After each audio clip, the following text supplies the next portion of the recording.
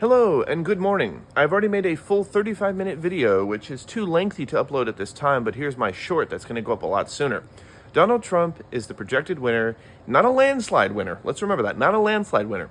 America has spoken. The American people have spoken.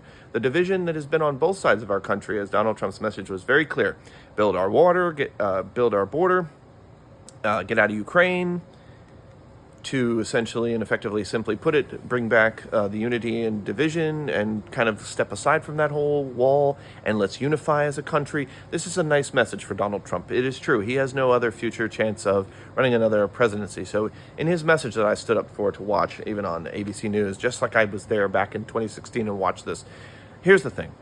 We're going to be holding all of those who voted for Trump to the history standard of pivotal moment of this point accountable, because it's the kids, the children.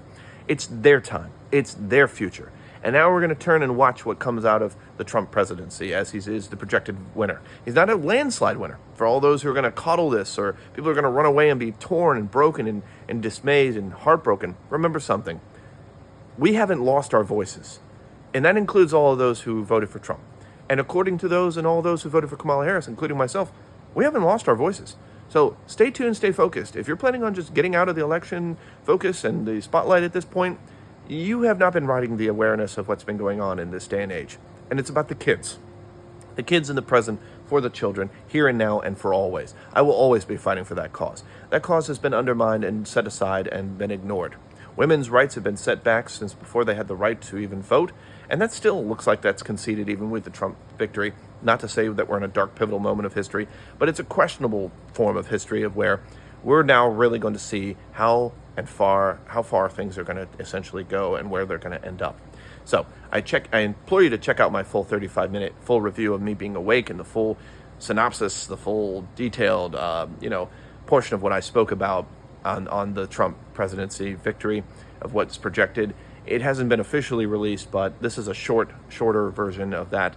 And I'm here, and now I'm going to go get some much-needed shut-eye because I woke up for this, I was ready, and since Trump is the victor, I'm not shedding tears. For all those Kamala Harris supporters that are heartbroken by this, and remember this also on you, who are all Trump supporters who are victorious about this, we don't need, for those who are not Trump supporters, we don't need the reminder that you guys won.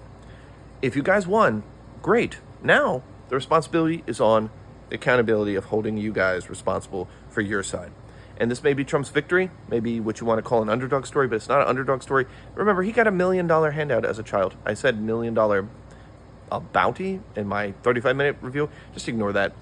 The full, and that was in my 35-minute video, the full reality here is that we're now going to be watching the full accountability of what comes out of Donald Trump, his presidency, of coming to be in 2025, and, of course, not too short and fine to put a point, all the people behind him in Project 2025.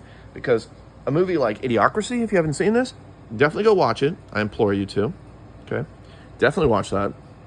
That's a great example of where I think the stupidity and ignorance of, just mega media moguls and powerful corporations, including that of which, even Elon Musk, who claims and people have given the nickname, Boy Wonder. Well, you know what? I guess that's the way things are going to be. So I'm not even sad. Nope.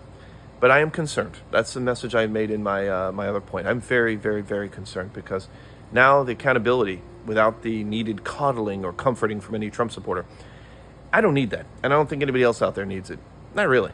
But anybody who didn't get their voices heard, who hasn't been watching me, who hasn't been growing with me, please, I'm glad, and hopefully glad you're still with me.